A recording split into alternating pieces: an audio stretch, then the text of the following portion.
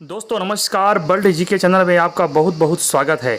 दोस्तों आज का वीडियो बहुत ही खास होने वाला है, खासकर शिक्षक से संबंधित सभी भर्तियों में, चाहे वह टेट हो, यूपी टेट हो, एमपी टेट हो, सी टेट हो तथा साथियों साथ ही जो सरकारी शिक्षक हैं जिनके लिए टेट अनिवार्य है, उन सभी के लिए भी बहुत ही महत्वपूर्ण है आज का सेशन। दोस्तों आज हम बाल विकास के 15 महत्वपूर्ण वन लाइनर प्रश्न उत्तरों का संग्रह लेकर उपस्थित हुए हैं। लेकिन दोस्तों वीडियो शुरू करें उससे पहले आपसे हमारा रिक्वेस्ट है, इस चैनल को आप फ्री में अभी के अभी सब्सक्राइब करके रखें ताकि शिक्षा जगत से संबंधित लेटेस्ट वीडियो का अपडेट सबसे पहले आपको प्राप्त होते रहें। दोस्तों इससे संबंधित सभी प्रतियोगी परीक्षाओं के लिए यह रामबाण औषधि साबित होने वाली है, इसलिए इस वीडियो में आप अंत तक बने रहें ताकि इसमें बताई गई सारी इन्फॉर्मेशन आपको आसानी से प्राप्त हो सके। आइए दोस्तों हम बाल विकास से संबंधित महत्वपूर्ण फैक्ट को जानने की कोशिश करते हैं। दोस्तों आज का हमारा सबसे पहला प्रश्न है, बाल विकास का जनक किसे माना जाता है?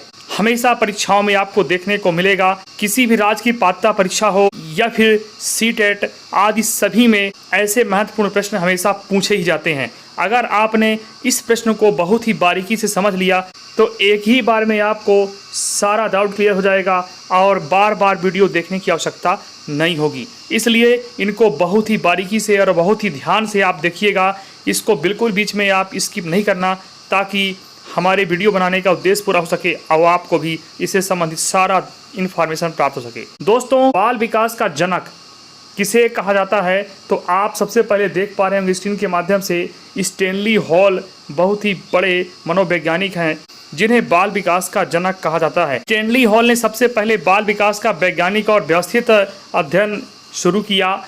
उन्होंने ही किशोरावस्था को तनाव और तूफान की अवस्था कहा था। दोस्तों सबसे पहले स्टैनली हॉल ने ही किशोरावस्था को तनाव और तूफान की अवस्था कहा था। ये बात आप बिल्कुल ध्यान रखिएगा, जहां तनाव और तूफान का डिफिनेशन आएगा वहां सबसे पहले स्टैनली हॉल की पहचान होगी, वहां पर स्टैनली हॉल को जाना जाएगा। अब दोस्तों हम अगले प्रश्न की बात करते हैं, जिसमें विकास और वृद्धि में मुख्य अंतर क्या है? जिसका उत्तर है वृद्धि मात्रात्मक होता है यानी क्वांटिटेटिव होती है, जबकि विकास गुणात्मक होता है यानी क्वालिटेटिव होती है, यानी क्वालिटेटिव और मात्रात्मक दोनों होता है। अब हम आगे इसको और विस्तार से जानने की कोशिश करते हैं। दोस्तों वृद्धि का मतलब शरीर का आकार या वजन बढ़ना है जिसे नापा जा सकता है, लेकिन विकास में मानसिक क्षमता, भाषा, सामाजिक समझ जैसी चीज़ें शामिल होती हैं जो जीवन भर चलती हैं। दोस्तों अगले प्रश्न की बात करते हैं, जिसमें अगला प्रश्न है, जीन पियाजे के अनुसार अहम केंद्रित यानी एगोसेंट्रिक सोच किस अवस्था में पाई जाती है? तो दोस्तों इसका आंसर है पूर्व संक्रियात्मक अवस्था, यानी कि जो अवस्था है दोस्तों यह 2 से 7 वर्ष की अवस्था होती है, जिसमें इस उम्र में बच्चे को लगता है कि जैसा वह सोचता या देखता है पूरी दुनिया भी वैसे ही है, वह दूसरों के नज़रिए को समझ नहीं पाता है। यह वह अवस्था है जो बाल विकास की पूर्व संक्रियात्मक अवस्था होती है। दोस्तों अगले प्रश्न की बात करते हैं, जिसमें प्रश्न है समीपस्थ विकास का क्षेत्र यानी JPD zone of proximal development का सिद्धांत किसने दिया है? तो इसका उत्तर है लेव वाइगोत्स्की जो है, इन्होंने ही इस सिद्धांत को दिया था, जिसमें इसकी व्याख्या है कि जेपीडी का मतलब यहाँ पे समझाया गया है जोन ऑफ प्रोक्सिमल डेवलपमेंट, वह अंतर जो बच्चा बिना किसी मदद के खुद कर सकता है और जो वह किसी बड़े शिक्षक की मदद से सीख सकता है। दोस्तों अगला प्रश्न है, किस अवस्था को खिलौने की आयु कहा जाता है? बहुत ही वेरी इम्पोर्टेंट है दोस्तों, इसको बहुत ही ध्यान से समझिए। इसमें उत्तर है पूर्व बाल्यावस्था, यानी कि पूर्व बाल्यावस्था जो समय होता है वह 2 से 6 वर्ष का होता है साथियों, जिसमें वह खिलौने की आयु यानी कि टॉय ऑफ एज के नाम से जाना जाता है। इस आयु में बच्चे खिलौने के साथ सबसे ज़्यादा समय बिताते हैं और उनके माध्यम से अपनी काल्पनिक दुनिया में रहना पसंद करते हैं। दोस्तों अगला प्रश्न है, कोहल वर्ग के अनुसार नैतिक विकास के कितने स्तर हैं? दोस्तों इसका उत्तर है 3 स्तर। नैतिक विकास के कुल 3 स्तर हैं और 6 उप अवस्थाएँ हैं। जिसमें लॉरेंस कोहलबर्ग ने बताया कि बच्चों में सही और गलत की समझ 3 स्तरों यानी पूर्व पारंपरिक, पारंपरिक और उत्तर पारंपरिक से होकर गुजरती है। दोस्तों अगला प्रश्न है, बुद्धि का द्विकारक सिद्धांत किसने दिया था?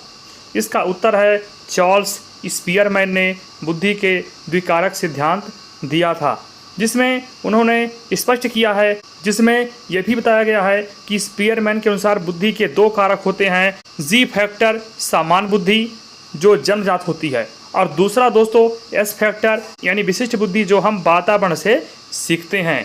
साथियों अगला प्रश्न है, प्रोग्रेसिव एजुकेशन यानी प्रगतिशील शिक्षा के मुख्य समर्थक कौन थे? तो उसमें दोस्तों उसका आंसर होगा जॉन डीवी। जॉन डीवी जो है प्रगतिशील शिक्षा के समर्थक माने जाते हैं, और जॉन डीवी उन्होंने लर्निंग बाय डूइंग करके सीखने पर जोर देते हैं। उनके अनुसार शिक्षा बच्चे के वास्तविक जीवन के अनुभवों पर आधारित होनी चाहिए। बहुत ही बढ़िया इसमें उन्होंने सिद्धांत दिया था। वे बहुत ही बड़े समर्थक थे खास करके प्रोग्रेसिव एजुकेशन के। अगर दोस्तों प्रगतिशील शिक्षा अर्थात प्रोग्रेसिव एजुकेशन की बात आती है तो सबसे पहले इसका आंसर होगा जॉन डीवी। अब हम अगले प्रश्न की बात करते हैं। इसमें प्रश्न है, डिसलेक्सिया शिक्षक भर्ती से संबंधित बहुत ही इंपॉर्टेंट है। डिसलेक्सिया किस प्रकार का विकार है? तो उसका उत्तर है पठन विकार, यानी कि पठन यानी पढ़ाई लिखाई, पढ़ने से संबंधित विकार। यहाँ पे एक्सप्लेन में समझिएगा। डिसलेक्सिया से पीड़ित बच्चे को अक्षरों को पहचानने, पढ़ने, शब्दों को सही क्रम में व्यवस्थित करने में कठिनाई होती है, जैसे बी को डी समझना, यानी कि भाषाई ज्ञान में त्रुटि, भाषाई समझ में त्रुटि अपने आप बच्चे में उत्पन्न होती है। दोस्तों अगले प्रश्न की बात करते हैं हम, प्रयास एवं त्रुटि का सिद्धांत यानी कि ट्रायल एंड एरर थ्योरी किसने प्रतिपादित किया है? तो इसका उत्तर होगा एडवर्ड थॉर्नडाइक। एडवर्ड थॉर्नडाइक बहुत ही बड़े बाल विकास मनोवैज्ञानिक थे। उन्होंने त्रुटि और भूल का सिद्धांत यानी प्रयास या त्रुटि का सिद्धांत दिया था। व्याख्या के अनुसार थॉर्नडाइक ने बिल्ली पर प्रयोग करके बताया कि इंसान या जानवर अपनी गलतियों से सीखते हैं। जितनी बार प्रयास करेंगे गलतियां उतनी ही कम होगी, यानी यहाँ पे स्पष्ट किया गया है कि जितनी बार प्रयास करेंगे तो गलतियों में सुधार होगा और वह अंततः सीख जाएंगे। दोस्तों अगले प्रश्न की बात करते हैं हम, बच्चे के सामाजिकरण की प्राथमिक संस्था कौन सी है? सोशलाइजेशन की प्राथमिक संस्था किसे माना गया है? तो दोस्तों सामाजिकरण जब बच्चे का जन्म होता है तो कहते हैं ना कि माँ ही उसकी प्रथम गुरु होती है, यानी उसकी पहली शिक्षा की बुनियाद घर से शुरू होती है, परिवार शुरू होती है। इसलिए सोशलाइजेशन अर्थात सामाजिकरण की प्रारंभिक संस्था परिवार को माना गया है। यहाँ पर व्याख्या अनुसार बच्चे सबसे पहले अपने माता पिता और परिवार से ही भाषा, संस्कार, समाज के नियम सीखता है। इसलिए परिवार को प्राथमिक एजेंसी माना जाता है। स्कूल और मीडिया द्वितीय यानी सेकेंडरी हैं। अब दोस्तों अगले प्रश्न की बात करते हैं, मूर्त संक्रियात्मक अवस्था की समयावधि क्या है? तो मूर्त संक्रियात्मक अवस्था की समयावधि है 7 से 11 वर्ष। बिल्कुल ही इसको ध्यान में रखिएगा।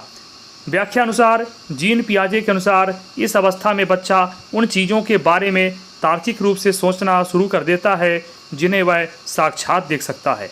दोस्तों अगला प्रश्न है, आनुवांशिकता को कैसे सामाजिक ढांचा माना जाता है?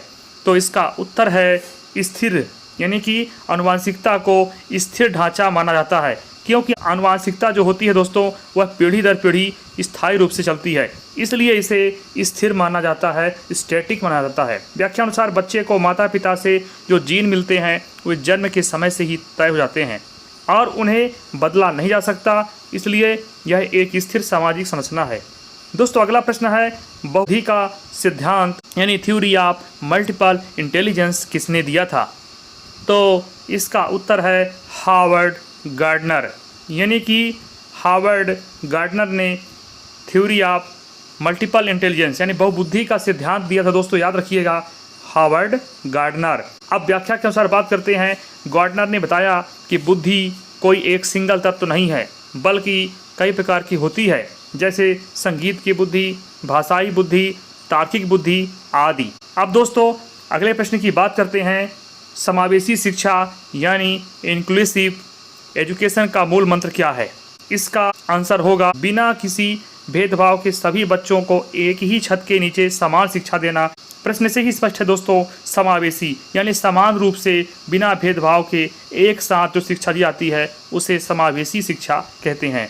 व्याख्या के अनुसार चाहे बच्चा सामान्य हो या दिव्यांग, विशेष आवश्यकता वाला हो, सभी को एक ही स्कूल, एक ही कक्षा में बिना किसी भेदभाव के पढ़ाना समावेशी शिक्षा कहलाता है। दोस्तों, आज का हमारा यह टॉपिक कंप्लीट होता है। नई टॉपिक के साथ अगली वीडियो में आपसे मुलाकात होगी, लेकिन जाते जाते आपसे हम पुनः रिक्वेस्ट करना चाहते हैं कि वीडियो कैसी लगी कमेंट में अवश्य बताइएगा, तथा इस वीडियो को पसंद आए तो लाइक कीजिएगा। और अगर ऐसे ही महत्वपूर्ण प्रश्नों का संग्रह आप अगर चाहते हैं तो हमारे चैनल को सब्सक्राइब जरूर कर लीजिएगा, जिससे वीडियो अपलोड होने पर उसका नोटिफिकेशन सबसे पहले आपको मिले, जिससे आप सभी को प्रतियोगी परीक्षाओं में, खासकर शिक्षक भर्ती संबंधी परीक्षाओं में उसका विशेष लाभ प्राप्त हो सके। चलिए दोस्तों, अब आपसे मुलाकात अगली टॉपिक के साथ होगी। तब तक अपना ख्याल रखिएगा। बहुत बहुत धन्यवाद। जय हिंद, वंदे मातरम।